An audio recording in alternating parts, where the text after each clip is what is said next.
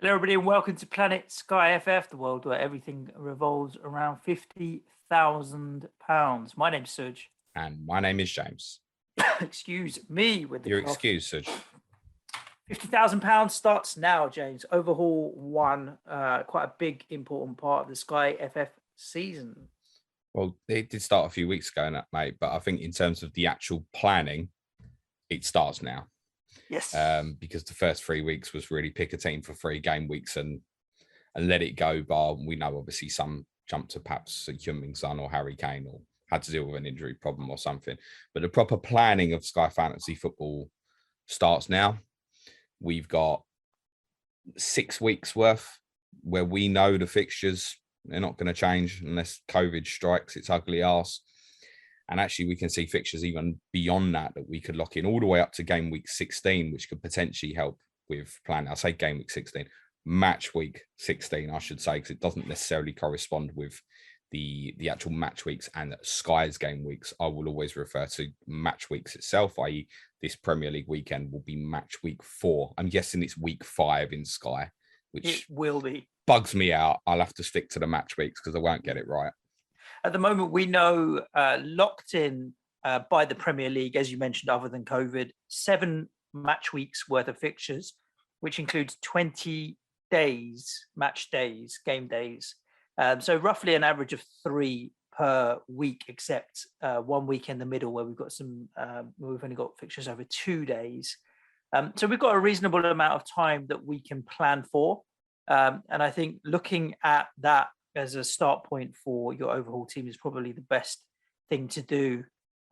Inevitably, there are certain players that are set and forget. You hold for longer periods anyway, so you'll bleed into the additional game weeks where we might know some fixtures as well.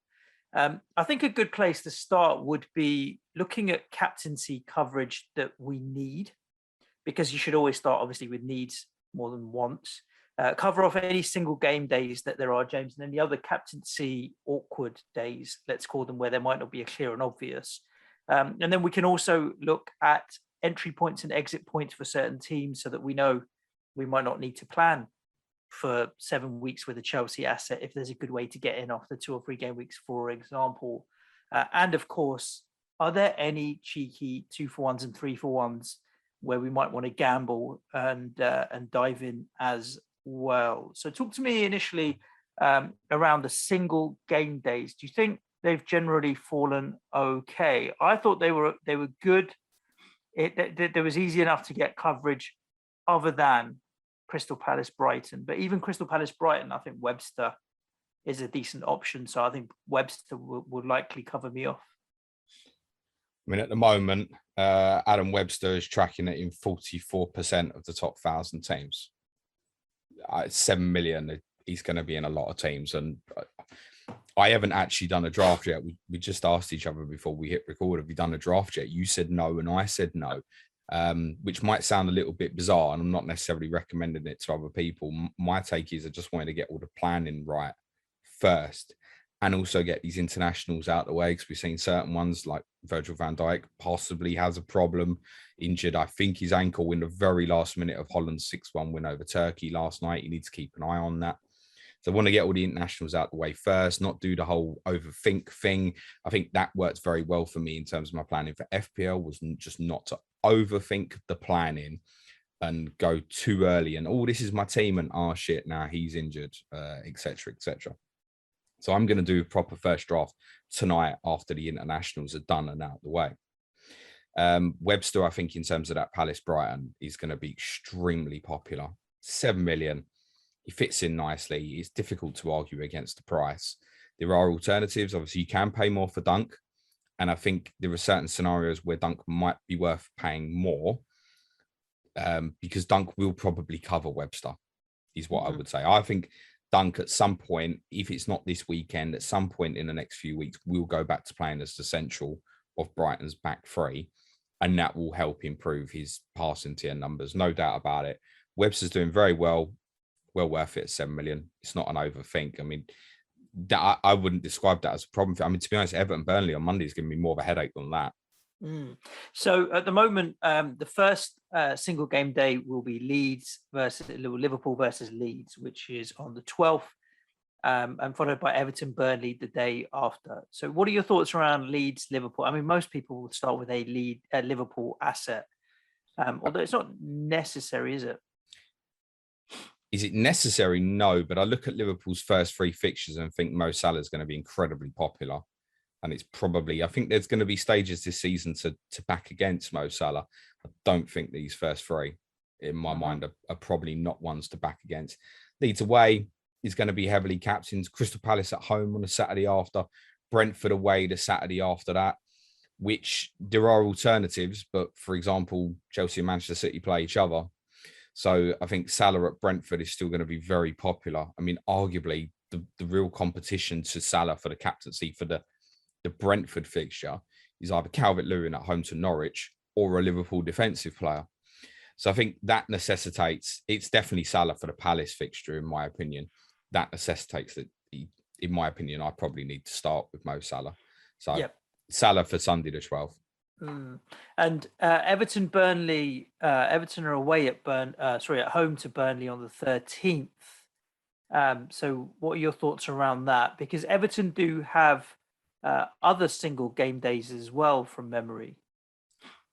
No, they don't. Not, to be honest, it's not up until the Wolves game on November the 1st. And to be honest, there's a case to say that if you wanted an Everton captain on November the 1st, you just perhaps buy them on November the 1st. Although if you were looking that far ahead, straight afterwards, Everton's fixtures are Tottenham at home, Manchester City away, and they've got Liverpool and Arsenal 2 and 3 fixtures after that as well. So I think if you didn't have coverage for Monday, November the 1st, you'd probably end up buying a Wolves player.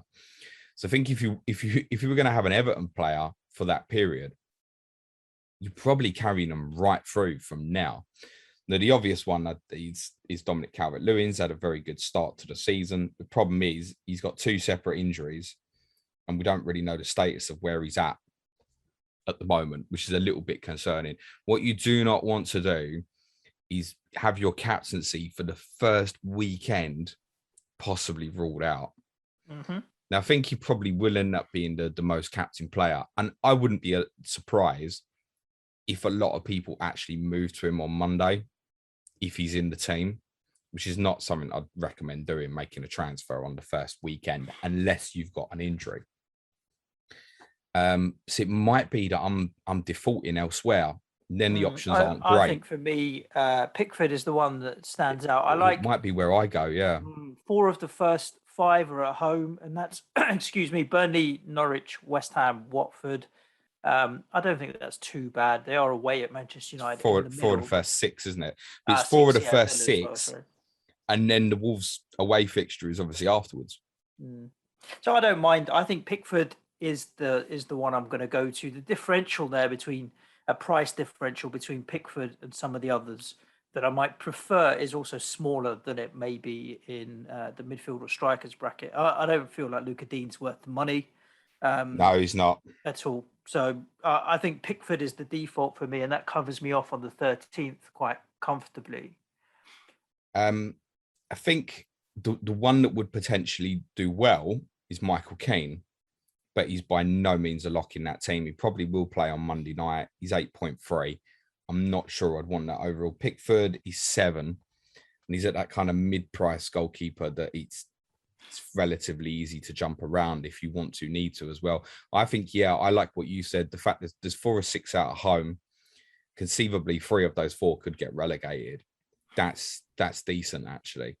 I think I might default to Pickford out of field with Calvert-Lewin. Plus, obviously, with Calvert-Lewin, it takes another striker spot. Yep. That potentially wants to go to 3 premiums, or obviously not forgetting, say, Mikel Antonio. I think if you were going to Burnley player, it's Nick Pope or no one. And the problem with Burnley is you got Arsenal afterwards, Leicester afterwards, you got Man City 2 after that. The fixtures don't turn great for a while. So with Nick Pope, you want to have the odd banker of the 9-11 pointers. I don't think there are many clean sheets coming for Burnley over the first 6-7 game weeks. So I think he's probably got to be, in most cases, an Everton player. I think, like you, I might lean into Jordan Pickford. Damari Gray, is going to be interesting. 7.8. Looking now, he's in 29% of the top 1,000 teams. And I think it's a default where people have gone, shit, doubt about Calvert-Lewin, probably can't fit it into the three forwards. Want a different goalkeeper to Jordan Pickford, is understandable. What money have I got left for Everton? Damari Gray. And obviously, the way he started the season, 4-pointer, 11-pointer, and 8-pointer, suggests that he should be a consideration. I wouldn't rule him out because as it stands, it looks like he's potentially going to be the most captain player Monday, which if I'd have said that to you pre-season, you'd have gone, what? We've got the game on the Friday night, the 17th, which is Leeds against Newcastle. I think the preference would obviously be a Leeds asset. I'm torn at the moment between Bamford and Rafinha. The decision on Bamford is kind of sort of whether or not I bother going with Mikel Antonio more than it is anything else, because obviously with the 3 striker slots, if Salah takes up one, and say I wanted to go with Ronaldo or Kane or another big hitter, then I've only got one other slot left. So if I don't want to go with Antonio, then I'd rather go with Bamford. But if I decide that it's going to be hard to get Bamford in because I've only got 3 striker slots, then I'll default to Rafinha, no problem.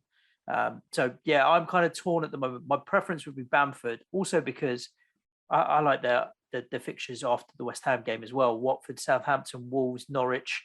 He's a hold for me all the way through, assuming he's fit and stays in the team. So I'd like to take a longer term view on it. For me, it'd be Bamford, and if I can't fit him in because of 3 striker slots, I'll default to Rafinha.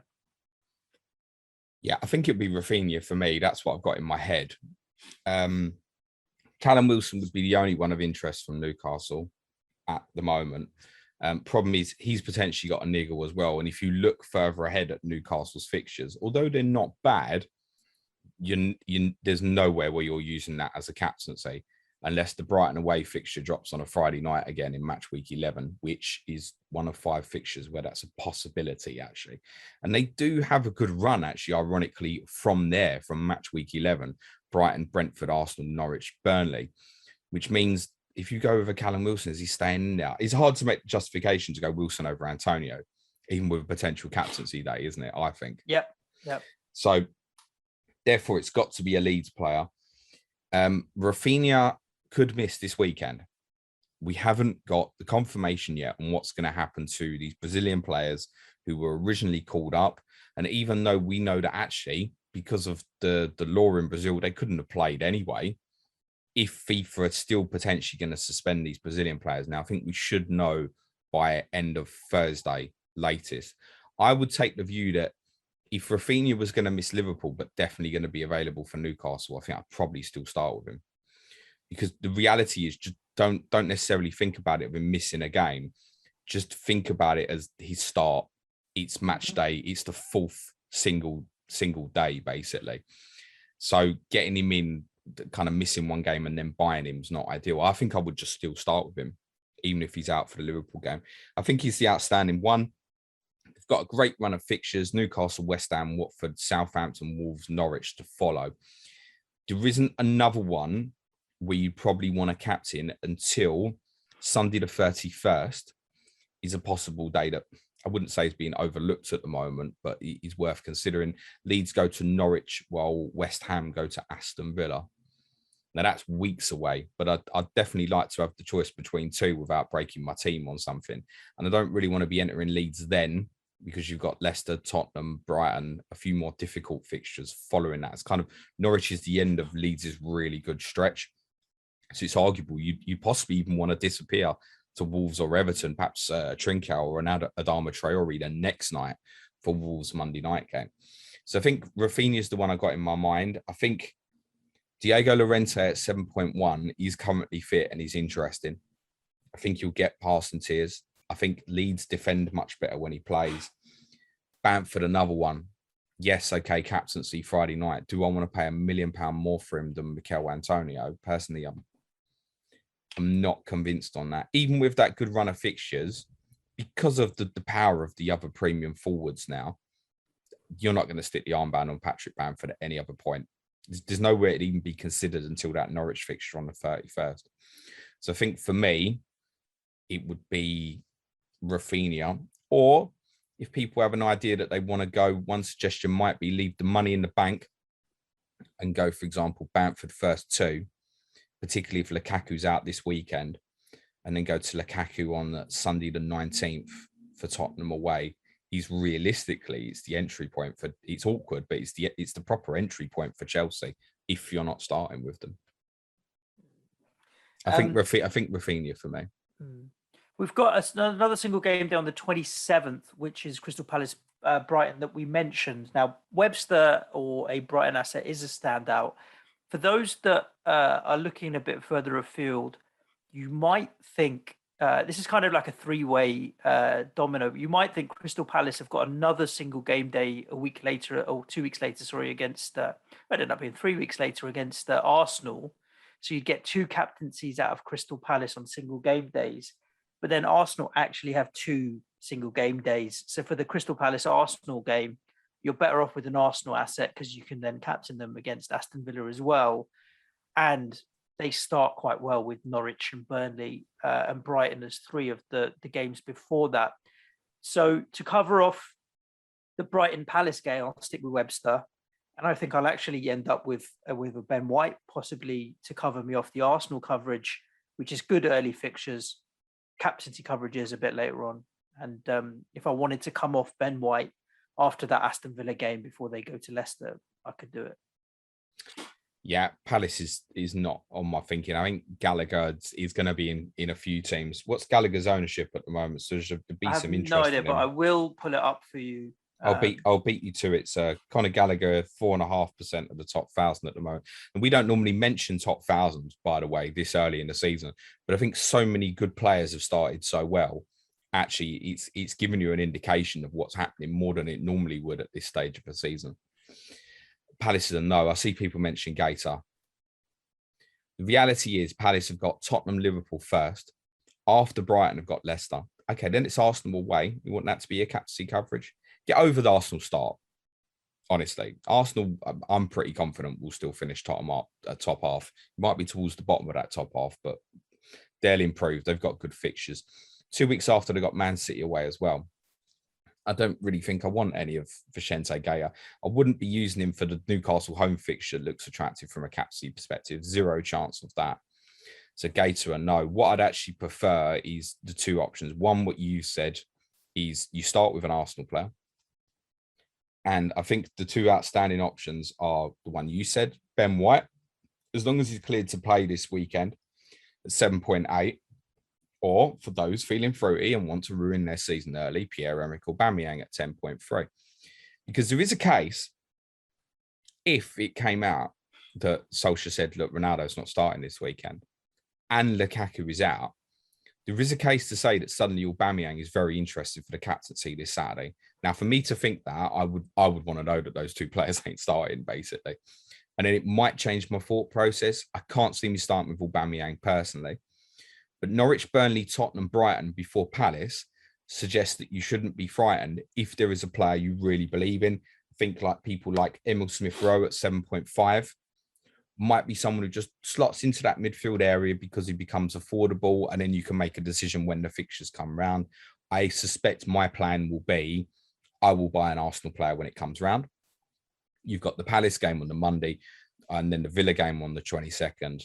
So you've got extra 4 games to judge them. Go and get the very best captain when it comes round. So if Aubameyang suddenly looks like he might be informed by that point, you can come off any player, literally any player for the 2 games. Get him in, captain him twice. It becomes effective 4 for 0, and then come straight back off. There is a case to say that the Watford home fixture in match week 11 could, and I think it's unlikely because they've obviously got a Friday night 2 weeks earlier, but it's one of the fixtures that could be Friday the 5th. Now, I think it's very unlikely because they've got Monday, Friday fixtures beforehand. I think it's unlikely, but it could still work that they play on the Saturday the 6th, and there are teams that you can go to then on Sunday the 7th. We know, for example, on Sunday the 7th, although not announced by TV yet, that Liverpool, Tottenham will definitely play on Sunday the 7th, for example. So if you're going Aubameyang, for example, and holding the money back for a Kane, that's an option. The problem is in between, you probably want, in the case of definitely Harry Kane, there's probably another captaincy you'd want to cover if you want to go to him earlier, immediately after the Villa fixture. So I think my thinking is, at the moment, if you said to me, right, you've got to make the decision now, I think my decision would be, I'll go buy Aubameyang on Monday the 18th, and I'll sell him on Saturday the 23rd or Sunday the 24th, captain him for the 2 games, and then leave it. Yep. But it might be by then we look at it and go, look, they're better defensively. Ben White and Gabriel might be playing together. You might look at them and go, look, Gabriel's a potential lock for the passing tiers.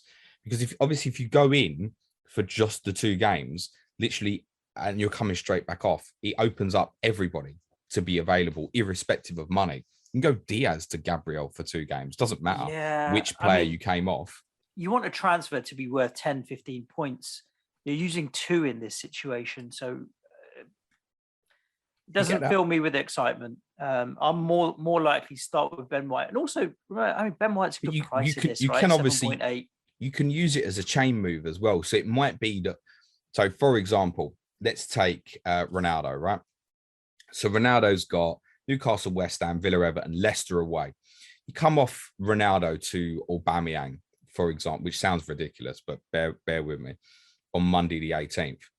And you go to Aubameyang for the 2 fixtures, and then you might decide afterwards you want to go into Mo Salah, who you might not have, for example. So you don't have to necessarily go back to the same player, because then that's Ronaldo going into that dirty run of Liverpool, Tottenham, Manchester City. Then there's Watford, Chelsea. It is worth pointing out that the Watford fixture is definitely going to be Saturday the 20th, and he probably will be the standout captaincy. That's in November. But you don't have to go back to the same player. You can use it as a chain move, right? This player's frustrating me. I'll go Aubameyang, or I'll go Ben White or similar for the 2 games, and then move it off to a different player. And I think a lot of this season is going to be chain moves more than necessarily the actual 3-for-1s, for example. What are your thoughts? So the last single game day that we did mention is obviously Everton Wolves. And it's so far in the future, the 1st of November. If you've planned with an Everton asset, it will cover you off. But by then, there's every chance you'll have picked up injuries and need to be making moves anyway. But if you have the coverage from the beginning, that might make it a bit easier. Well, we're getting to the point. I mean, look, that's Monday, November the 1st. There are, as you said, 19 days before the Wolves-Everton fixture. Don't start with a Wolves-Everton player because you think, oh, that's captaincy coverage on November the 1st. It's so far away. In the case of, obviously, if you start with an Everton player, which most are going to do, put it to bed. If you get there and then you're still happy with that Everton player, fine. As I said, I think when it comes round, if you want to enter to get a captaincy, then the chances are you'll probably buy a Wolves player because of the fixtures afterwards. There is going to be a 5-game stretch, Everton, Palace, West Ham, Norwich, Burnley, before they play Liverpool, Man City, where you can probably jump to someone else on Thursday, December the 2nd, subject to what fixtures land that night, and get off before Wolves play Liverpool and Manchester City. So I think if you make a decision when it comes around, we'll probably be recommending get a Wolves player because of the fixtures afterwards. As I said, 3 of Everton's 4 afterwards are Tottenham, Manchester City, Liverpool, and actually the 5th is Arsenal. So don't overthink it. I wouldn't start with a Trincao or a Traore because of the Everton fixture. I would start with a Trincao or a Traore or a Raul Jimenez. I mean, Jimenez, don't think you can, because other than possibly Sunday the 26th, it might cover you for a captaincy. So that's worth mentioning with Wolves. On Sunday the 26th, they go to Southampton, and Arsenal, Tottenham play each other. Those are the only 2 games that day. So if you don't want to start with an Arsenal player, you're not going to start with Harry Kane, and you're not going to start with James Ward-Prowse, or possibly Livramento if you're feeling fruity, then that's where the Wolves player becomes a necessity. Not for Monday the 1st, it becomes a necessity for Sunday the 26th away to Southampton. And I think it's chain reaction. It's things like, for me, knowing if I start with Jordan Pickford, I'm not going to start with Jose Sarr. And I think I'd like to start with Sarr because I know Wolves have got a great run of fixtures generally, and that would offer me a backup coverage option. And it might be that one of the midfield places that becomes difficult to fill becomes a Wolves player by default because of that ugly day. not because of Wolves Everton, but because of that ugly day, Sunday the 26th. There is a case to say, obviously, you can enter Arsenal or Tottenham on Sunday the 26th. I mean, there's a strong case to say, looking at the fixtures, we mentioned Salah's free. There is a case to say go Salah to Kane on Sunday the 26th. And then you've got Kane for a stretch of Arsenal away. Villa at home, I would say, is probably the best captaincy. Newcastle away, he's the best. I would say he's the best captaincy. And then the week after that is West Ham away, where he might be again. And then are you happy to go without Salah for that period? I think after Salah plays Brentford on Saturday, the 25th of September, I would say he's not the best captaincy option again on a match day until possibly Sunday the 7th, which is West Ham away. And that's Sunday the 7th of November, by the way. Yeah, so there's quite a while you can do without. There is a case to say Salah first free, Kane on Sunday the 26th, which you can say, oh, Arsenal away is not the best entry point. But then I think you probably are looking at arguably 4 Sundays in a row, you'd probably captain Harry Kane. So if you look at the bigger picture there, you can say, oh, I need the coverage there. You do not have to start with a Southampton, Wolves, Arsenal, Tottenham player. You just need to know where you're going on that day. And I think that will be a popular move from what I've looked at is Salah to Kane Sunday the 26th, and that will offer you the coverage. So you don't necessarily have to have the Wolves player. No, indeed. Might be smart to start with one just in case. Because if Kane gets injured in between, you shit yourself. Are there any other awkward captaincy days where there's no real clear standout, or is it generally that we've got one of City, Liverpool, Chelsea or United to default to on most days, plus obviously Kane is available as well? Yeah, those are the ones. I mean, I mentioned Sunday the 31st as well, days. Which again, I think it's far enough away. I think Sunday the 31st of October, the Norwich, Leeds and Everton West Ham, Villa West Ham, and Monday the 1st of November when Wolves play Everton are far enough that I don't think you have to put a player in your team for that now.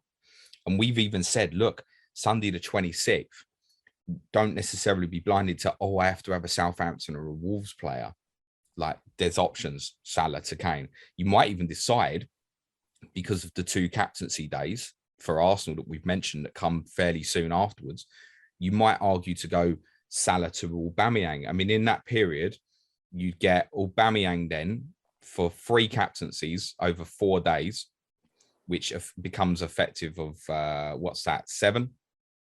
Yep. 7. And you're missing Salah for Man City away, Man City at home, Watford away. So 7 for 2. When you break it down like that, arguably you could say, oh, well, would have captained Salah against Watford on October the 16th. But that day, Lukaku goes to Brentford and Manchester City have also got Burnley at home. So Salah the best captaincy that day anyway. So there is an alternative. I think in my mind, I haven't planned out what I want to do yet. But in my mind, I'm already looking at that one again. Yeah, Salah to Kane, Sunday the 26th. And actually, Aubameyang offers a fullback alternative. Although I think ideally, if you're going to get an Arsenal player before they play Crystal Palace on Monday the 18th, you just start with them. I think it's the team that the most people think will win the league, and the bookies think will win the league, and all of our correspondents think will win the league, hasn't had a mention at all yet. And also, for those that don't know, for the patrons, James produces a kind of fixture planning spreadsheet that also highlights captaincy. They don't really appear at all as the best captaincy option on any given day until the end of October. I mean, they're always there as an option, but they're not necessarily the best option. So what are your thoughts around Man City coverage?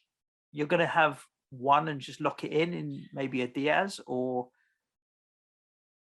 skip them? In my mind at the moment, I'm going Ruben Diaz. I think it's probably worth just getting it in there and forgetting about it and knowing that with them in any game, you can hit the pass and tears and keep clean sheet in any game. It's probably worth starting with one. But yeah, you make a very valid point. I don't think they're probably best captaincy till Saturday, the 30th of October. And there's a case to say they're not even then. because Lukaku's got Newcastle away and Liverpool got Brighton at home. So, I mean, is it that obvious? The week before, you could make a case to say City have got Brighton away, Lukaku's got Norwich at home. Then you look before that, where City have got Burnley at home. Again, Lukaku goes to Brentford. Liverpool have got Watford away. There are always alternatives to City, is my point. So I don't think it's a necessity. So I think Ruben Diaz, it might even be that affordability tempts me into Ferran Torres as a punt, because I think that's the area to punt is the midfield area. Ferran Torres probably won't be affordable for me, in all honesty. But yeah, I mean, it is conceivable, I think, to go without. It's a long period. I don't make them definitely the best captaincy in my book until 28th of November. Which is when they play West Ham at home, which is definitely going to be a Sunday because of West Ham's involvement in Europe and its Premier League fixtures the midweek afterwards. Then on the Wednesday, they travel to Aston Villa. We know that will definitely be a Wednesday, because the following weekend, City have definitely got to play on the Saturday because they're playing the Champions League the following Tuesday. Right. So actually, that's, even if you look at that, there's definitely going to be a 3-for-1 Man City there, where there'll be someone you can come off on the Saturday. And then you've got City for West Ham at home, Villa away, Watford away, and you can go back if you want to afterwards. That'll be a definite 3-for-1 I can see now between 28th of November and the 4th of December. So again, do you need to start with a City player? I just think in the case of Ruben Diaz, you'll probably want it. And it's always a good fallback option if suddenly you fall into injuries. You know, I mean, to be honest, it would take some big deal, I think, at the moment to be captain Diaz over Lukaku when he's got that really good run of 5 fixtures, or Mo Salah, for example, over that period. I can't see it. And because of the Champions League, City, Chelsea and Liverpool clash a lot, where they're playing on the same Saturday, for example. And it happens quite a bit with Manchester City as well. Even if you look at the really enticing fixture coming up, because the 4 are difficult. That's the other thing. You start with Leicester away, Southampton at home, Chelsea away, Liverpool away. Southampton fixture is attractive. Would you captain right now Ruben Diaz at home to Southampton over Mo Salah at home to Crystal Palace, knowing that so many other people are probably going to go with Salah? It's probably not. It's not worth it, is it? No. So I think it's probably, if you're going Liverpool-less, then Manchester City become far more attractive. The other problem with City is the entry points are tough. So of the fixtures that we know right now, they're always a Saturday, except for when they travel to Liverpool on Sunday the 3rd. And that's really the entry point. Like, if you want City captaincy coverage for the 16th or the 30th in October, really you should probably go in on Sunday the 3rd, which is when they go to Liverpool. That's before the international break as well. It's not ideal. So that's why I think as well, look, probably just go Diaz, forget him. Like, he never moves unless he gets injured or something, or unless it's obvious that, I mean, there's been rumours of a Laporte injury. Apparently there's no issue, by the way. He's been training. I think he's fine. So obviously if it becomes obvious that you can drop down to Laporte or Stones, fine. And there is a case for that. So where we're saying here maybe not to go in, there is a case to kind of work into your planning. I will buy a Manchester City player when they play Liverpool, which I realise sounds wrong, but it's the best entry point, on Sunday the 3rd, and make the decision when it comes around between Stones and Laporte, when you've got more information. Because right now, either Stones or Laporte would be too much of a gamble. But if you know one of them's definitely going to play, there is a case to say it's worth the saving against Ruben Diaz. Any other good entry points and exit points that we can ally into any interesting 3-for-1s and 2-for-1s and that kind of thing as well, that you have on your mind as these kind of not luxury transfers, but more aggressive kind of planning? Yeah, I think there was kind of chain moves between Antonio and Calvert-Lewin, which means potentially holding the money open. So Calvert-Lewin is past fit. You could go Calvert-Lewin for Burnley, Villa, Norwich, Manchester United. On Sunday the 3rd, go to Antonio at home to Brentford, which then you could make a case. Antonio versus Brentford, or Kane's got Villa at home, might be close if Antonio's still firing. I think personally, I would probably still prefer Kane at that point. But you could go, Calvert-Lewin to Antonio Sunday the 3rd. And then you go Brentford, Everton away, Tottenham at home, and Villa away. And because they're all Sundays, those West Ham fixtures, it gives you fallback options for those Sundays. I don't think Antonio's ever best on those Sundays, but it gives you a secondary option. And I think at least 2 of those game weeks, he's a secondary option. You could argue Sunday the 31st, when it comes around, he might be best. And then on Monday the 1st, you go back to Calvert-Lewin again to captain him against Wolves on Monday the 1st. Or you might go Jimenez with Wolves' fixtures, for example. I never feel like Raul Jimenez is a good option for Sky, personally. No. I don't know if that might change now because their style is changing. And it's very difficult to judge what they'll do against weak opposition after what we've seen on the first 3. I definitely wouldn't start with Raul Jimenez, though, even with those good fixtures. I'd only be captaining him Sunday the 26th. Yeah. I don't think it's worth it to take up that forward spot. And there's an argument for that with Antonio. My instinct is, again, I haven't done a draft yet, but I just think Antonio's value is too good probably to not have him.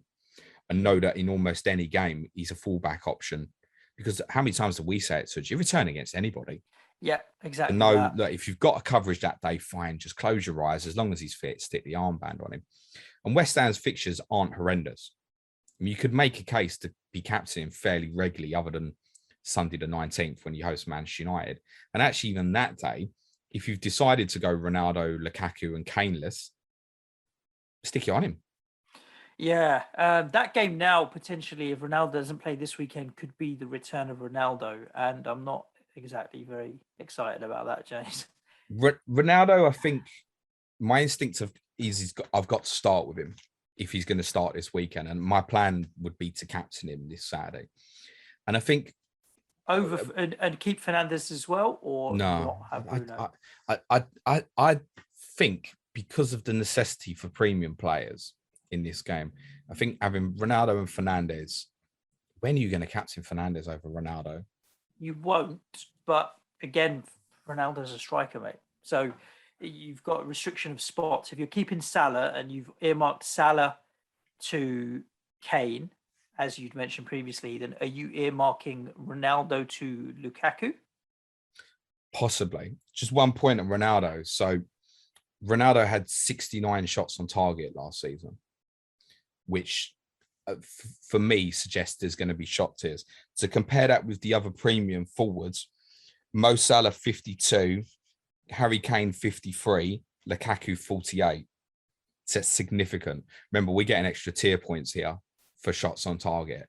And that's what definitely edges it for Ronaldo. Bruno Fernandes 51. He's actually comparable to the other 3, but we possibly expect there might be a bit of regression in Bruno's output in terms of shots. If he's coming off penalties, if he's coming off free kicks, for example, we can expect that number probably to dip as well. The issue is, the big issue that I've found just looking at the fixture plan is, when am I going to Lukaku? Because I think my instinct is that my front 3 will probably be Antonio, Salah, Ronaldo. Now, I want Lukaku in for Saturday, the 2nd of October, for Chelsea's brilliant 5 fixtures.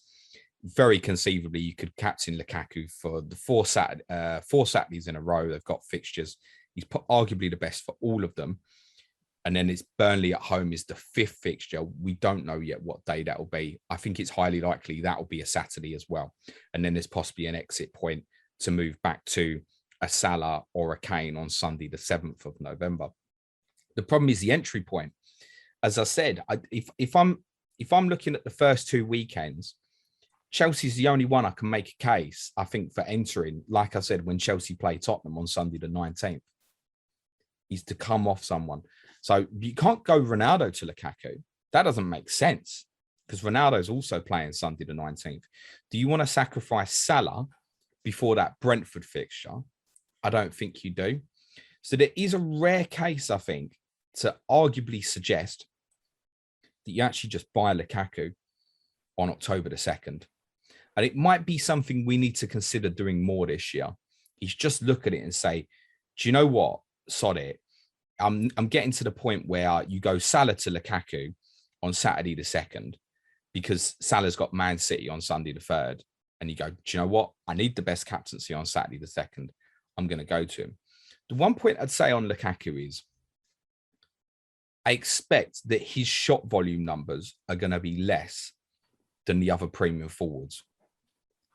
And I'm not sure he'll be essential in this format. Is the only thing I'd say. But those 5 or at least 4 Saturday fixtures and then the 5th fixture to be confirmed, I'm fairly certain it will be on Saturday, the 6th of November. I mean, it just covers so many problems having him there. You're fighting against it if you don't have him. So it might even be a case that something gets maneuvered because of an injury or something, but it isn't an easy way into Chelsea. If I start with that front three, there's every chance that's what I'm doing. He's going, oh, how am I doing that? And then but am I going Salah to Lukaku? I don't want to do that because I've already spoken about going Salah to Kane on Sunday the 26th. So by the time Lukaku plays on the 2nd, my front three could be Kane, Ronaldo, Lukaku. I don't want to come off Ronaldo when United play Everton the same day Chelsea play Southampton. Well, it might be the case that I just leave it and wait an extra week. And then when Ronaldo goes to Leicester on Saturday the 16th, which is after the international break, and then it's a tougher run of fixtures, just go, yeah, do you know what? I'm going Ronaldo to Lukaku now. He's a very difficult one to plan for. He's getting Lukaku in. That Ronaldo to Lukaku looks quite attractive, to be honest with you, because United's run Everton, Leicester, Liverpool, Tottenham, City versus Southampton, Brentford, Norwich, Newcastle, Burnley on paper is a no-brainer, mate. But it's no gains, is there? There's no gains other than the fact that you're playing possibly 3 of the relegated sides this season. What I would say, though, is defenses versus teams that are battling for the top 4 in European places. The thing is, I think in this format, it's conceivable to just captain Ronaldo against anybody. Now, people like Blackbox have done amazing analysis and kind of deciphered that Ronaldo's probably not going to go big in the bigger games. So if you didn't go Lukaku, I think it's on Saturday the 2nd, it's possibly worth analysing and saying, well, how many times would I captain Ronaldo against Everton, Leicester, Liverpool, Tottenham, Man City, which is his alternative fixtures to Lukaku's amazing 5? I think in the case of Lukaku, you'd captain him probably in at least 4 of the 5. Whereas even if you didn't have Lukaku, I think you'd only captain Ronaldo in the first one, Everton at home. Right. So there is the case. Once you start adding that up, then suddenly with the captaincy effective, we're talking 9 versus 6, for example. You still got to outscore Ronaldo. It's not necessarily going to be easy. But I think that might be the play. Is just to go Ronaldo to Lukaku on Saturday the 2nd of October or Saturday the 16th. Doesn't feel right, but it might be the right thing to do, actually. Yeah. Are there any other kind of players that are high? I mean, we did a podcast last week for anyone that hasn't listened with a watch list, but any other players that are high in terms of you want to get them into your overhaul squad, but captaincy is not even a consideration? I'm thinking of maybe the likes of Rudiger or that kind of thing. In my head, I'll tell you, I've got 9 players in my head. And again, I haven't done a draft yet. But in my head, with what I've looked at so far, I've got 9 players in my head. That's Pickford, Webster, Diaz, Rudiger, stop laughing, Suj, Joel Matip. Okay. I think it's worth the saving, is where I'm at with it. Rafinha, Antonio, Salah, Ronaldo. That's the 9. Yeah, I reckon I'd have 8 out of those 9. I'll probably start that with. Probably leaves me with about 17 million for the midfield, I think, roughly, which is not bad. Another name to consider, I think, that we haven't mentioned and should be mentioned is James Ward-Prowse, who, if obviously you don't want to make, say, that Kane move on Sunday the 26th, that will cover you that as a captaincy day. And we know he just ticks over wonderfully.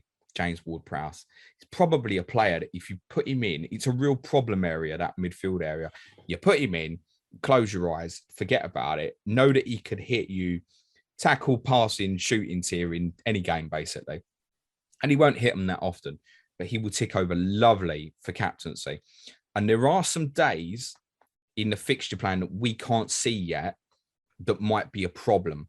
So, for example, there's a couple of fixtures. I think Southampton Villa, I would say is probably about a 40% chance that could be a Friday night and a standalone. And because Villa's fixtures, there's no interest in Aston Villa at the moment. as good as Danny Ings is in front of goal and stuff, we've got Emi Martinez. He's in Croatia at the moment. I think misses this weekend, probably back for 5, but you're not starting with him. There's no other Villa players of interest. Let's be realistic about it. So it might be that there's one that's hidden, Southampton v Villa in the future. That the thing is as well, if you take that, if Southampton Villa's a Friday, that's arguably more difficult to enter into rather than the Wolves Everton on the 1st, because you've definitely got the fixture gain on the 1st. If you go in on the 5th, there's no fixture gain. The Arsenal circumstance is a little bit unusual actually, with the kind of 2 back-to-back single game days. So I think James Ward-Prowse, I think Ben Rama, we haven't spoken about. I don't think you could say he could match Antonio, but one of the things I'm thinking in my mind is if I go with someone like that, am I better off closing my eyes, having a bit of coverage for West Ham still, and having the front three at the start of, say, Ronaldo, Lukaku, Salah, which then figures out the problem of Lukaku's entry, just say, fuck it, sod it, I'm starting with him. Yeah, the only counterpoint I would make to that is, well, start with Ben Rama, but think of it differently and have Ben Rama and Antonio, knowing that when Antonio does his hamstrings, the transfer that you have to make isn't necessarily to cover off any captaincy that you might do with Antonio, because Ben Rama's always sitting there as a backup. It's worth saying there is no requirement to have a West Ham player in this game right now. Other than Antonio's cheap as chips. It's just the fact that if Antonio was 10.5 million, I think there would be a lot more interest in Ben Rama, for example. Is he at 6.8 or something? 7.8? 7.8. It's a good price. I think it's 7.8, I want to say. It's a good price for someone who probably to go. What we don't know is, obviously, if you look at last season's data, you think, well, it's inconsistent. Is he going to tail off? Is he going to be that kind of fad where people wanted him and he started the season? Someone always starts the season very well, first 4 or 5 weeks, and then disappears to obscurity again. I don't think he will. But the return's sustainable, probably not. I'm not necessarily expecting him to be at 7.8. He does like a shot. He'll pick up a few. He does. He'll pick up a few shot tiers. I'm fairly certain of that, Ben Rama. So that's one I debated in my mind. I think my concern with that would be if I went with a front three of, say, Ronaldo, Lukaku, Salah, moving off that midfield is going to be quite difficult. And I can't see where I'd want to drop one to Antonio down the line, for example. I have 8 of the 9 that you mentioned, I think, are pretty much locked for me. The difference being that I bet Joel Matip is not. It's not, mate. Ben White is going to be my Matip alternative. And you're right, it leaves 2 midfield slots to take a punt on. I like the look of even maybe Joe Willock at Newcastle. He was really in amongst the goals, and he's 7.8. I'd rather, if I own Antonio, I'd probably go to Willock over Ben Rama just for the diversity of teams. I like Ferran Torres at 9.1. But if I put Willock and Ferran Torres in, it still leaves me $1 million in the bank to fix and move somewhere if either of those two don't work. And also, they're not particularly cheap, that there's no alternatives in that price bracket as well. I can go anywhere.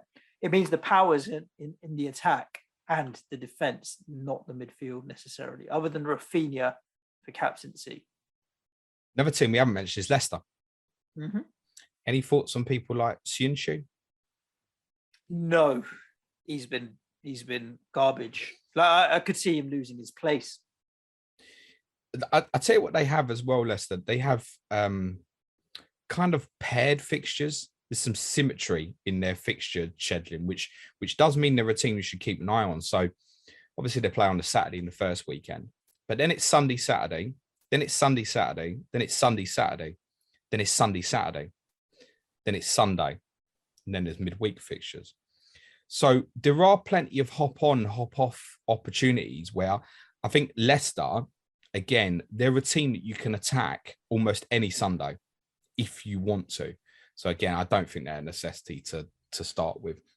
I mean, I figure in my mind, say something like Matip, we know at some point, like Antonio, he'll get injured at some point. There's loads of moves to Leicester at similar value where they might be fixed up once they've got, say, Vestergaard and Evans back fit. That's the other thing with Suj. If they're going to stay with a back 4, is Suj even a lock in that team? Ricardo Pereira's injured, but we haven't got the information on how long as yet. There isn't anything that that makes me think, oh, I need Leicester captaincy coverage. Sunday the 24th is a day we haven't mentioned, where West Ham play Tottenham, Manchester United play Liverpool, Leicester go to Brentford. Now, again, I think it's far enough away that if you decide you want Jamie Vardy at that point, he might be a player to consider for a kind of short jump off. Their fixtures afterwards are Arsenal, Leeds, Chelsea. It's not great. It might be one you literally enter it and go, do you know what? Brentford away, Arsenal at home, move it to the next one. Another chain move. You could argue after that, it might even be, for example, Patrick Bamford or Calvert-Lewin, because then you're walking into the Sunday 31st and Monday the 1st fixtures. So I think the thing for me is, yeah, you want to have coverage of players, but if you plan your transfers properly, you'll probably find there are days where you're looking at, oh my God, I've got no coverage. But as we said, Salah to Kane on Sunday 26th, Sunday covers that problem, for example. And there are alternatives. Aubameyang, unfortunately, is one of them. You can go down the safe route and go, I'm just having James Ward-Prowse and I'm going to forget about it. And to be honest, I wouldn't rule out starting with James Ward-Prowse. If I've got that kind of 17 million spare, I think it's affordable to have a player at his value who I can be quite happy with, forget about it, and he'll cover me at some point, it will cover me a horrible captaincy. I'm fairly sure of it. Last question for me, James, because I think now we are finding that it's narrowing down nicely, and we'll give the listeners a rundown of our team reveals in Patreon and all the other Patreon and rest of that spiel in a second.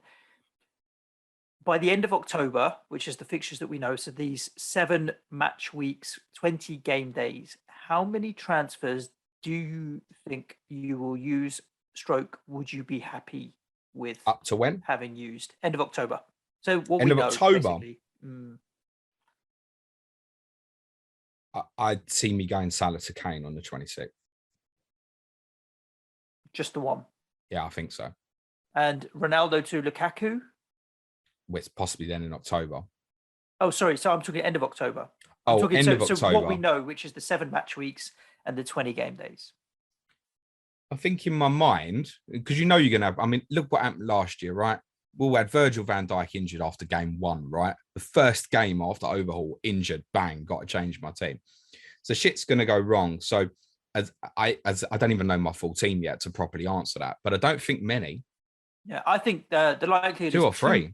2 planned and 1 or 2 unplanned. So probably 3 or 4. If I had to use 4, it would have been through at least 1 enforced transfer, and the likelihood is going to be 2 or 3. So that gives the listeners some kind of indication of how many should they be looking to burn in this period. There just aren't the gains, are there, really, that you can steam into massively. So just 2 or 3, I think, it's worth a sensible amount. Arsenal, obviously, as well. So at least 3 for me. 3. At least. Yeah, I think 3 or 4 is going to be what's likely for me until the whole team ends up with COVID and out as well. Don't say that, Suj. Fingers crossed it doesn't happen. Indeed, yeah, there's a rundown at the fixtures, captaincies, hop on, hop off, and so on. If you are a highly engaged Sky manager, really into the game, I would give our Patreon a quick look. We have a Slack channel that's dedicated to Sky Fantasy Football with a lot of very good managers in there as well. I reckon there was at least 5 or 6 in the top 100 last year, wasn't there? If not a couple more. Including yourself, James. James produces a fixture planning spreadsheet that makes it very easy for you to see the 2-for-1s, 3-for-1s, fixture difficulty ranking, and a whole lot more as well. And tomorrow there'll be an additional Sky Fantasy Football podcast. James and I will be revealing our teams. I think James revealed 9 of the 11 already. I wouldn't say, I mean... As close as we can get. I haven't planned the transfers or anything. I've got an idea in my mind, and this is what I kind of wanted to do first. Was before I go, oh yeah, those 11 players, is have all the kind of planning in my mind, then map it out properly. That's what I want to do in the next 24 hours or so. The thing is, we could do that on the podcast tomorrow, Suj, and then team news comes out. I might decide Calvert-Lewin, and then Friday it's Calvert-Lewin's definitely out, and then it rips up again. Although worth saying, I don't think I'm going to take a chance on someone like that personally. I think I'm gonna look elsewhere. But yeah, we'll do that. We'll definitely do a bit of a Q&A for our patrons tomorrow as well. Is there anything in the queues, Suj, that we haven't covered? I will pull that up now Just in case, tell everybody it's a big one for people. No problem. Well, I'll do that now while you tell everybody what else they have to look forward to this week as well. Tomorrow, and this may be of interest to some Sky listeners, Watford versus Wolves is our clash of the correspondents this Thursday with Sixth Goal and Bradley Parker. I'll be streaming on YouTube on Friday. So if you want to ask me, that's at 3:00 UK time. So if you want to ask me any Sky questions on that stream on YouTube, you're more than welcome to come and do so. I'll be doing my FPL deadline stream on Saturday at 10 a.m. And I do normally do answer some Sky questions afterwards, but Tottenham are playing at 12:30, so I really might be ending the stream at 11 o'clock and going straight down the pub. But I promise everybody on that stream on Saturday, I will tell you my Sky team 100% on that stream on Saturday. Nice. I'm going to rattle through some of these Twitter questions, James. We have covered the majority, but we can answer them with a nice, concise conclusion, let's say. I can't pronounce this Twitter handle. It's particularly just a bunch of consonants with no vowels, James. So that makes it particularly difficult to say. Are you planning to cover all single match days? Yes. No. I'm probably not starting with an Arsenal player. Sorry, but you will have coverage for every single match day. Last year, I missed 0. So that says it. I didn't miss a day. That's a misleading. Are you planning to have somebody on single match days? Yes. Are you planning to cover them off in your overhaul? Probably not. I don't think any of these single game days that we've got in front of us now are worth skipping. I think there's something in all of them, even Palace, Brighton. Many of us are starting with Webster. And I think even if Brighton didn't have a single game day, a lot of us would still be starting with Webster. Yeah. So I just think that's a bonus, actually, having the Palace fixture in there. You can't skip the the Liverpool, Everton, Leeds options at the start. It's so early. It's not like there's no options from these teams. And it's not like you are short on transfers as well. Arsenal, you can't skip. If there'd have been one, if it was just Arsenal and Crystal Palace, you could make a case to say, fuck it. But the fact that they've got 2, you can't. Yeah. And then I don't think Wolves and Everton is one that's a definite skip on the first either, personally. So at the moment, you should have captaincy for all of those, in my opinion. Captaincy will be more difficult to cover this year than last year, because last year we had a lot of scenarios where we had Monday nights with 2 games, right? So there was a choice of 4 teams.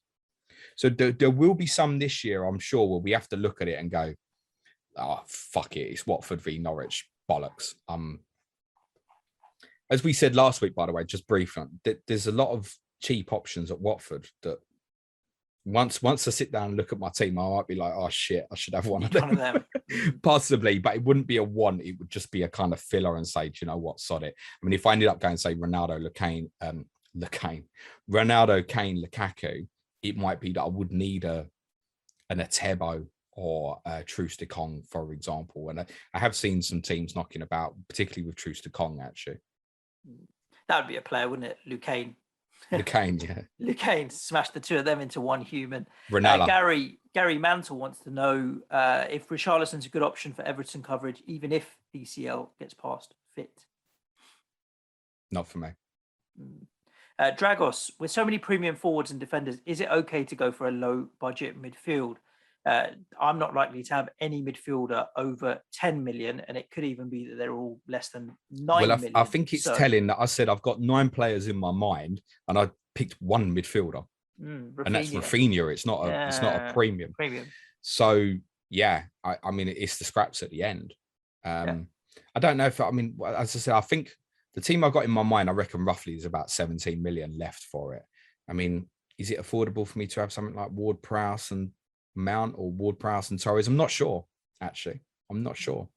And then it might not look that bad. But I think, we've always, since we've been playing the game in the 2 years, so we've probably always had a Fernandes or a Kevin De Bruyne kind of focal point in midfield. In the midfield, yeah. The point is where this is different to, say, for the new Sky players, different to FPL, where you think, well, if I go with none, it's going to be really difficult to kind of get to one.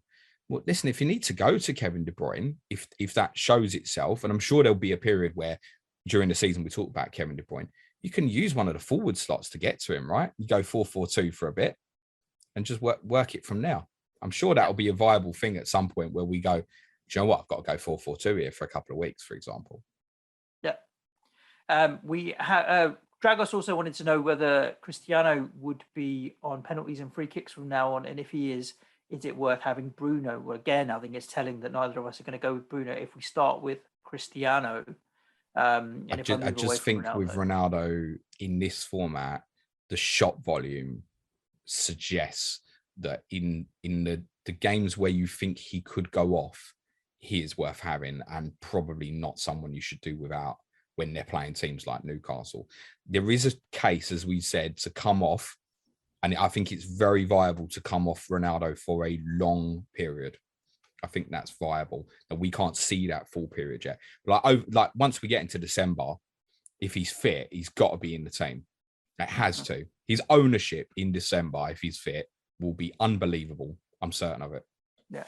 It won't be unbelievable because we've seen the sort of shit before, but we'll be talking like 95% of the top 1,000 shit like that. Darbs has a question around the international breaks in October and November. Now that we've seen a bit of chaos with players going to red countries and all this kind of stuff, are you avoiding players from any countries because of what's happened? And my take on that would be, now that we've seen the chaos that could ensue, the Premier League teams are going to be much more forceful in saying you ain't going. If it's going to potentially mean they're missing games because of this, and we won't see the same chaos a second time because the clubs will have much more control over it. Yeah, I mean, I'll give you an example. Rafinha is obviously a player I've mentioned. So I'm looking at it going, so match week 8 is the immediate possible problem. So I'm looking at going, right, Rafinha, Southampton away. If he missed the game, is it a big problem for me? I'd have two options. One, I could sell him after Watford at home in match week 7, which is a Saturday, or I'll leave it because there's every chance I'd want him as captaincy coverage for Sunday the 31st away to Norwich. Then the next problem one is match week 12. And it might be that they've got Tottenham away. So it might be just I decide by then I'd come off. But then I'd look at it and go, if Rafinha misses Tottenham away, am I that bothered? Like, what am I overly exposed? Was I going to stick the armband on him anyway? So I don't think from the premium players, I don't expect a problem. It might be we need to keep an eye on Mo Salah. But the others, I don't think the players of real interest. I mean, how many South Americans we mentioned on this of serious interest? Rafinha. Definitely one. Is there anyone else we've really mentioned? No. And I guess, I mean, for me, it would be one where I'd think if I was making a choice, I mean, I guess Edison and Alisson. Yeah. Arguably could become, and that's not one you particularly want to fuck about with. And they're both viable options in this game if you just want to go, sod it, and go in premium goalkeeper. Yeah, I'd be a bit cautious of that, maybe. I guess like Edison, Alisson, maybe is two names we haven't mentioned. But in the case of, say, Rafinha, if he misses a game. Probably, he's the sort of player you conceivably you could just stay there all season, couldn't he? Yeah. So if I know he's missing one game and that's it, I'd probably just leave it. Yeah, there we go. That is a wrap on the Twitter questions, James. The others we have answered in terms of entry points for Arsenal and so on and so on. There we go. There's a bit of Sky Fantasy football content. Good luck, everyone. Play it your way. Yes. And of course, stay safe. Back at you tomorrow with a clash of the Correspondents. Chat for now. And our Sky Pod on Patreon. Be nice to each other, everyone. Cue music, please. Go on, what are you saying? I'm saying patreon.com/planetfpl. Oh, yeah. If you want to support Planet FPL on Patreon, patreon.com/planetfpl. Lovely jubbly. Any questions in my DMs? Good luck, everyone. Cue music, please, man child.